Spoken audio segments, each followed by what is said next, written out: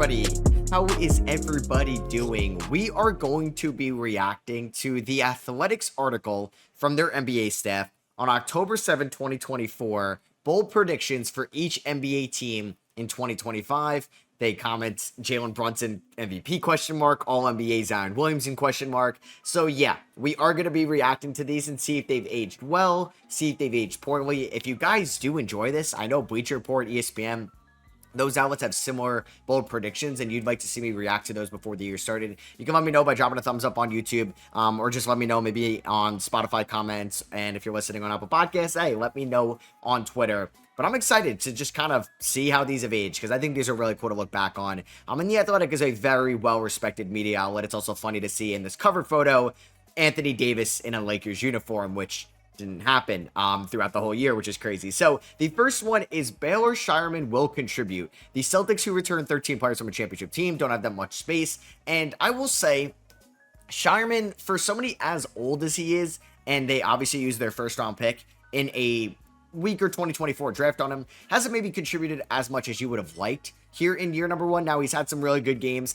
He had that really good three-point shooting night with like Porzingis when a couple of the other Celtics starters were hurt. I forget if that was against the Nets or not, but I feel like he's not going to be in their playoff rotation. I could be wrong, but I guess he has contributed objectively this year, right? So I'm not going to say that's like a bad bold prediction. It was really tough to probably come up with a Celtics bold prediction just because they brought back basically the same team and we all expected them to be one of the best teams in the league this year. For the Brooklyn Nets, Cam Johnson and Dorian Finney-Smith will be traded. So I guess technically this one did not come true, as the Nets did trade Dorian Finney-Smith, but Cam Johnson, I think to a decent surprise, was on the team after the roster. This would have been a little bit better if they mentioned Dennis Schroeder instead of Cam Johnson. And I will say for the Nets this year, I wouldn't say this year has been a disappointment. Now, a lot, like, they've been competitive in games. Either it's a Tyrese Smartin game or a Jalen Wilson game. D'Lo, Noah Clowney, Nick Claxton, Cam Thomas, like, they haven't really fielded, like, Keon Johnson and Zion Williams. I don't know. They just not fielded out a good roster. And when you're looking in, like, the long-term outlook, I assume they're going to re-sign Cam Thomas. You have Nick Claxton under contract, but is he going to get traded? You have Cam Johnson. What is this team's end goal here, right? Because right now I think they have the 5th or the 6th best lottery odds. If they fall to 8 and you fielded out this bad of a roster to get the 8th overall pick, that stinks a little bit. Reminds me a little bit of the 2023 Jazz and the team not bottoming out, and you don't want to blow your chance on having the best possible odds to get Cooper Flagg in this draft.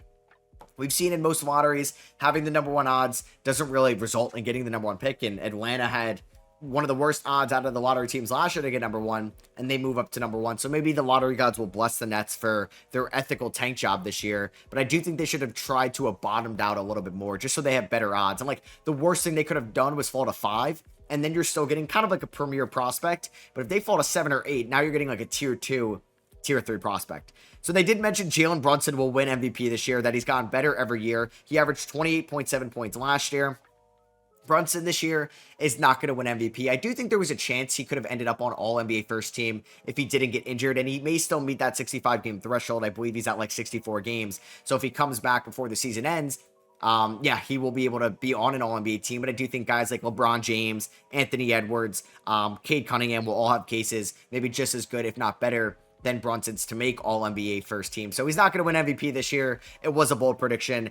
If the Knicks ended up having like a Cavs-like year, record-wise, yeah, Brunson could have went up there with Jokic and Shea for MVP. But now that we're looking at like how good of a year Shea has had and how good of a year Jokic has had, Brunson maybe had no shot to win MVP this year.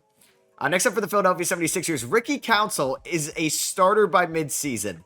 Now, Ricky Council ended up starting some games probably in the way that they didn't really imagine. It's more so him becoming a better player than Caleb Martin or Kelly Oubre, and around Paul George, his shooting just being a little bit better in his defense. But no, it's just that everybody was hurt this year. I've seen Marcus Bagley get minutes for this team this year. I forgot about Marcus Bagley at Arizona State, the younger brother of Marvin Bagley. It's actually crazy how banged up the 76ers have been this year and how bad some of their lineups have been, as they're trying to basically get the best possible chance of keeping their pick and getting Cooper Flagg in the draft. I mean, if they get Cooper Flagg, oh my God, Flagg, Embiid, George, Maxey, McCain, Justin Edwards, that should not be allowed I mean, on paper, it sounds great. Hey, even post Embiid and George, that sounds great with Maxey, McCain, Edwards, and Flag.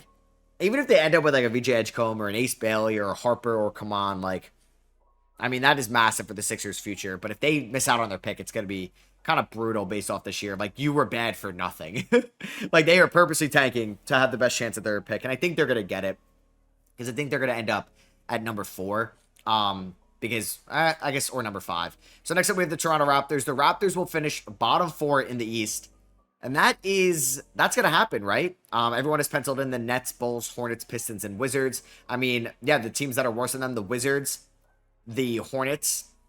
I guess the Nets and the Sixers are both worse. So I guess that's technically wrong, as they're going to finish 5th worst in the Eastern Conference. But they are going to finish as a non-playing tournament team. Central Division for the Chicago Bulls, they will make the play-in tournament. That was really a bold prediction. I don't really think so. But yeah, thank God they were able to get their first round pick back. They had to trade away Zach LaVine to do so. But yeah, I think it's more so seeing Josh Giddey over the second half of the year that excites you. Kobe White and Matas, they weren't able to move Vucevic, but they can revisit those talks in the offseason. And I don't think you want to beat Orlando, Miami, or Atlanta in the play-in. I think you want to have your best chance at getting a lottery pick and picking 10th or 11th in this draft. Maybe having a chance at getting Cooper Flag better than just getting smacked by Cleveland or Boston. It's funny because the Bulls have been one of the hotter teams as of late, and then they ended up just getting destroyed by the OKC Thunder. They were down by like 35 at halftime, but yeah, they're going to make the plan. I don't really think that was a bold take going into the year. Next up for the Cleveland Cavaliers, the Cavs will trade one of their core 4, and it won't be Donovan Mitchell. So they expected that a Garland, Allen, and Evan Mobley trade this season. That did not age well, as the Cavs were the best team in the Eastern Conference this year, one of the best teams in the NBA, and they've locked up their core for a while of Garland, Mobley, Mitchell, and Jared Allen, and they ended up adding DeAndre Hunter to this team throughout the year. Ty Jerome broke out, so this take has not aged well.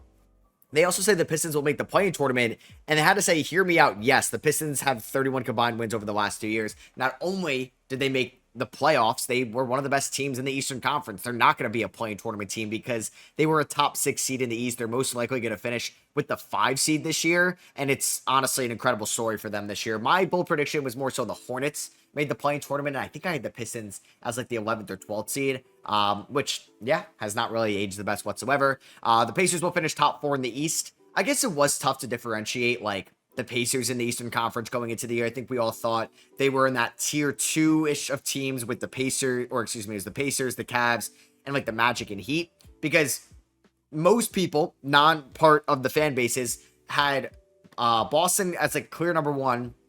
And then it was like New York, Milwaukee, Philly as those tier 2 teams. And you would say Cleveland has obviously turned into a tier 1 team this year. I would say the Pacers are a tier 2 team with New York, I guess by default, Milwaukee and Detroit, just because of how weak the Eastern Conference is after the top 6 seeds. Next up for the Milwaukee Bucks, another MVP for Giannis. They thought MVP would win the, or Giannis would win the MVP. I guess, yeah, there's multiple like staff writers on this, so there could be multiple MVP votes handed out. They said for Giannis, who is going to finish most likely 3rd. He's going to have an MVP stat line. It's just the team's not going to win that many games, and Jokic and Shea, I guess by default, have had better seasons. Atlanta Hawks, Jalen Johnson will average 20 points per game. I believe he finished around 19 points per game, but he did take another step this year, and then unfortunately got hurt middle through the year. Didn't really get to play a ton, but was averaging 10 rebounds a game, was averaging 4 to 5 assists a game. I would say that take is aged fairly well, but I don't think it was really the craziest take going into the year. I would say these are like medium takes, right? Like, I don't think they're super hot takes. The Hornets will win more than 30 games. Okay, that one has not aged well. The Hornets may not even win 20 games this year, and it's been an absolute disaster for this team going forward. LaMelo got hurt yet again. Brandon Miller got hurt. Grant Williams tore his ACL. And this team was just like, Trey Mann only played, 12 games this year, which is really disappointing. Nick Smith didn't take a step. Tijon Salon showed minimum flashes in his rookie season. Yeah, I wouldn't say they had a good year whatsoever. Miami Heat, Bam Adebayo will become a legitimate 3-point threat. I wouldn't say that take is aged well either. I mean, Bam got off to a really rough shooting start to start off the year.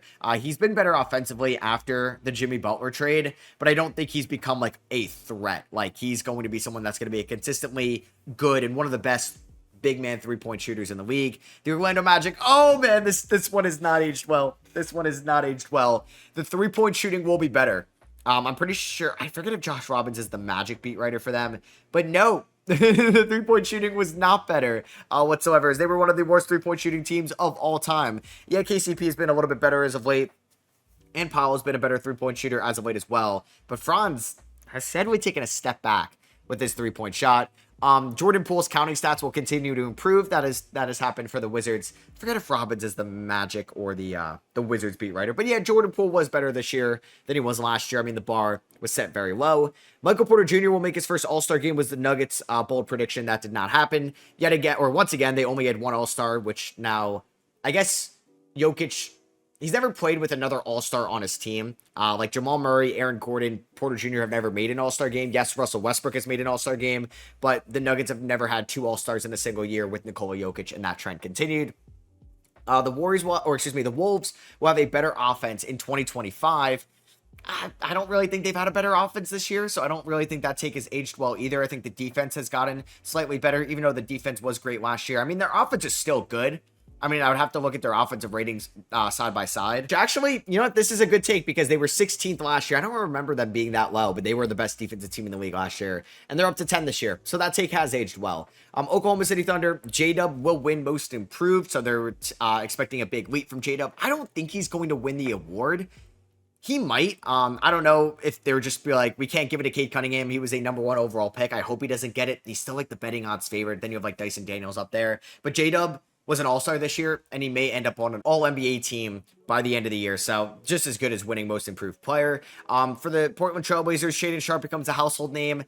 I don't know. Shaedon Sharpe has shown flashes here in year number 3, but I don't think he's become like a household name. Maybe like Chumani Kamara has this year, or Denny Avdia. There's the flashes, though. He's had really good games, and I know he's dealt with some injuries this year as well. But yeah, I don't know. Like, household name feels like he takes that leap, like a Dyson Daniels type leap this year. For Utah, Cody Williams will make a run at NBA Rookie of the Year. Yeah, that take also has not aged well. He's been basically the third best rookie on his team. Filipowski's been better. Collier's been better. And I will say Cody Williams has probably been one of the worst rookies in the league this year, sadly. For the Pacific Division, the Golden State Warriors, they will make a significant trade, and that's what happened. They traded for Dennis Schroeder. No, I'm just kidding. They traded for Jimmy Butler. That was the significant trade, and they didn't have to move Jonathan Kuminga in that deal. For the LA Clippers, a starter will be traded. They didn't move Zubats. They didn't move Norman Powell. I wouldn't say like they traded. Yeah, that I guess take didn't come true because they did make one trade. Well, they made two. They got Drew Eubanks, and they ended up getting Bogdan Bogdanovic. I wouldn't say any starter level trades came out of the Intuit Dome this year. For the LA Lakers, Anthony Davis will finish top 5 in MVP voting. Hey, he was flirting with MVP votes earlier in the year, in like the first 20% of the season, and then cooled off a little bit, got traded, and yeah, ended up getting hurt in his first game with the Mavericks. For the Phoenix Suns, they will finish top 4 in the Western Conference. That take has not aged well whatsoever. The Phoenix Suns are barely making the play-in tournament right now. They're just going up against some of the more disappointing teams in the West. It's them, it's the Mavericks, and it's the Sacramento Kings. Like, who wants it? Who wants to get that 10th seed in the West? Sacramento Kings, season will come down to crunch times. We know that they had to make a massive switch for their franchise this year by trading away their best player, De'Aaron Fox, at the deadline.